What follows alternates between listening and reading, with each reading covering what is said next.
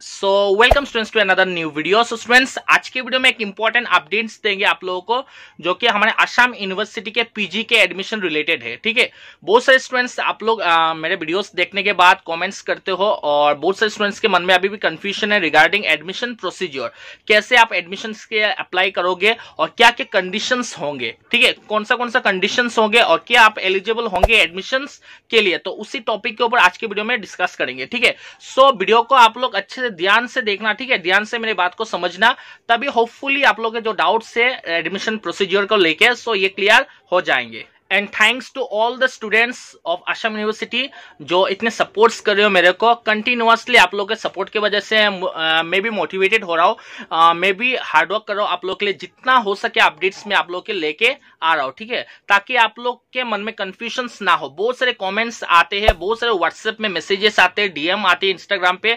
कभी कभी मेरे को समय नहीं मिलता, मैं रिप्लाई करने में लेट होता है, लेकिन मैं ट्राई करूंगा आप लोग के डाउट्स क्लियर करने के लिए।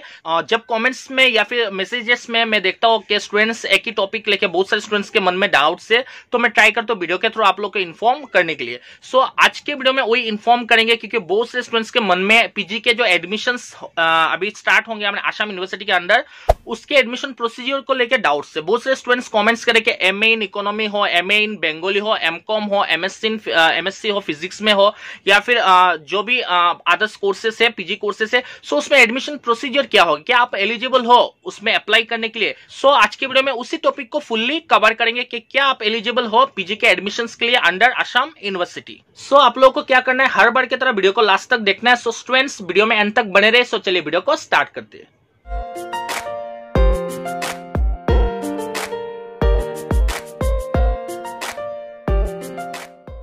हमारे असम यूनिवर्सिटी के अंदर जो पीजी के एडमिशन प्रोसीजर से, इस बार के 2021 और 22 के जो पीजी के प्रोसीजर से, इस वीडियो में मैं आप लोगों को क्लियर कर रहा हूं। ठीक है, फर्स्ट पॉइंट नंबर 1, आप ध्यान से सुनना। फर्स्ट पॉइंट नंबर 1, आप कब एलिजिबल होंगे उसमें अप्लाई करने के लिए। अगर आप टीडीसी के फाइनल सेम के स्टूडेंट्स हो, मतलब 6 सेमेस्टर के स्टूडेंट्स हो, चाहे असम यूनिवर्सिटी के हो या अदर किसी भी यूनिवर्सिटी के हो, ठीक है, अगर आपने एपीएट कर लिया 6 सेम के, आपने एग्जामिनेशन दे दिया, या फिर आपका 6 सेम का एग्जामिनेशन चल रहा है, आप एलिजिबल हो उसमें अप्लाई करने के लिए। ठीक है, और जिनका ऑलरेडी क्लियर हो चुके हैं, मार्कशीट भी मिल चुके हैं, वो लोग तो ऑलरेडी एलिजिबल हो, लेकिन जो अभी एपीएट कर रहे हो तो वो भी एलिजिबल हो उसमें अप्लाई करने के लिए। पॉइंट 1 होपफुली आप लोग को क्लियर हुआ। अगर आपके 6 सेम के एग्जामिनेशन चल रहे हैं या फिर 6 सेम के एग्जामिनेशन कंप्लीट हो भी चुके हैं टीडीसी के, तो आप एलिजिबल हो उसमें अप्लाई करने के लिए। अब आते हैं हम लोग पॉइंट नंबर 2 पे। तो असम यूनिवर्सिटी एफिलिएटेड जितने भी कॉलेजेस है, उसके सीबीसीएस, चाहे सीबीसीएस के स्टूडेंट्स हो या नॉन सीबीसीएस के स्टूडेंट्स हो, वो से स्टूडेंट्स ये पूछ रहे हैं, जैसे कुछ स्टूडेंट्स लोग के सेकंड सेम में, फोर्थ सेम में, थर्ड सेम में, फिफ्थ सेम में बैक पेपर से, क्या आप लोग अप्लाई कर पाएंगे क्या? सॉरी, आप लोग उसमें अप्लाई कर नहीं पाएंगे, क्योंकि यूनिवर्सिटी ने क्लियरली कहा है फिफ्थ सेम तक आपका क्लियर होना पड़ेगा। ठीक है, फिफ्थ सेम का मार्कशीट, क्लियर मार्कशीट आपके पास होना पड़ेगा। अगर फिफ्थ सेम तक आपके किसी पेपर में बैक है और वो अभी तक रिजल्ट्स क्लियर नहीं हुए हैं उसके, आप अप्लाई नहीं कर सकते हो। फिफ्थ सेम तक तो सीबीसीएस के ऑलरेडी रिजल्ट्स आ चुके हैं, बट नॉन सीबीसीएस के आफ्टर पूजा वेकेशन रिजल्ट्स आ जाएंगे। यूनिवर्सिटी भी ट्राई करेंगे बिफोर 30 अक्टूबर नॉन सीबीसीएस के रिजल्ट्स देने के लिए, क्योंकि उसमें एडमिशन का जो डेट्स, लास्ट डेट दिए हुए है वो 5 नवंबर है, और मुझे जितना लग रहा है ये डेट और एक्सटेंड करेंगे यूनिवर्सिटी। ये पूजा वेकेशन के बाद हो सकते हैं एक्सटेंड होंगे डेट, और एक नोटिस आएंगे उसके ऊपर। ठीक है, सेकंड पॉइंट मैं आप लोगों को क्लियर कर देता हूं, जो आप लोगों के मन में डाउट्स है। अगर फिफ्थ सेम तक आपके बैक है, अभी तक क्लियर नहीं हुए, तो आप अप्लाई नहीं कर सकते। ये क्लियरली यूनिवर्सिटी ने लिखा हुआ है, फिफ्थ सेम अगर आपका क्लियर है तभी जाके आप उसके लिए अप्लाई कर सकते हो। ये सिर्फ असम यूनिवर्सिटी नहीं, किसी भी यूनिवर्सिटी के कोई स्टूडेंट्स का अगर फिफ्थ सेम तक बैक है तो अप्लाई नहीं कर सकता है एडमिशन के लिए। अब हम आते हैं तीसरे पॉइंट पे, फीस स्ट्रक्चर। तो फीस स्ट्रक्चर क्या होंगे? फीस स्ट्रक्चर को लेके अभी तक यूनिवर्सिटी ने कोई नोटिस नहीं दिया है। यूनिवर्सिटी ने कहा है कि आफ्टर पूजा वेकेशन उसके ऊपर नोटिस आएंगे फीस स्ट्रक्चर को लेके। उसके ऊपर कोई फीस स्ट्रक्चर रिलेटेड कोई नोटिस नहीं दिया है, बट एप्लीकेशन करने के समय आपको कितना पैसा लगेगा उसका मैं एक इन्फॉर्मेशन आप लोग को प्रोवाइड कर देता हूँ। जो जनरल एंड ओबीसी है उनके लिए 600 रुपीज चाहिए होगा, ऑनलाइन आपको पे करना होगा एडमिशन टाइम में। ठीक है, अप्लाई करने के लिए ₹500 जो ओबीसी के नॉन क्रीमी लेयर से, और ईडब्ल्यूएस मतलब जो इकोनॉमिकली वीकर सेक्शंस के लोग हैं, वो लोग के लिए 500 रुपीज एडमिशन टाइम में लगेंगे। ठीक है, एज ए फीस, और 400 लगेंगे SC ST एंड पीडब्ल्यूडी जो फिजिकली डिसेबल है उनके लिए लगेंगे 400 रुपीज अप्लाई करने के समय।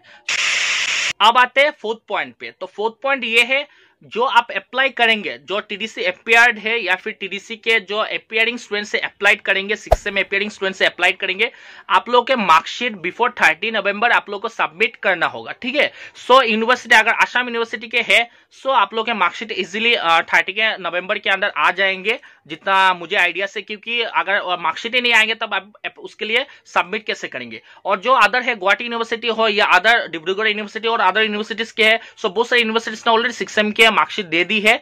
सो आप लोग का जो मार्कशीट, जो अपियरिंग स्टूडेंट्स हो या अपियर्ड स्टूडेंट्स हो 6 सेम, आप लोग के जो मार्कशीट है फाइनल सेम के मार्कशीट, आप लोग को एडमिशन से पहले 30 नवंबर के बीच में आप लोग को यूनिवर्सिटी को सबमिट करना होगा।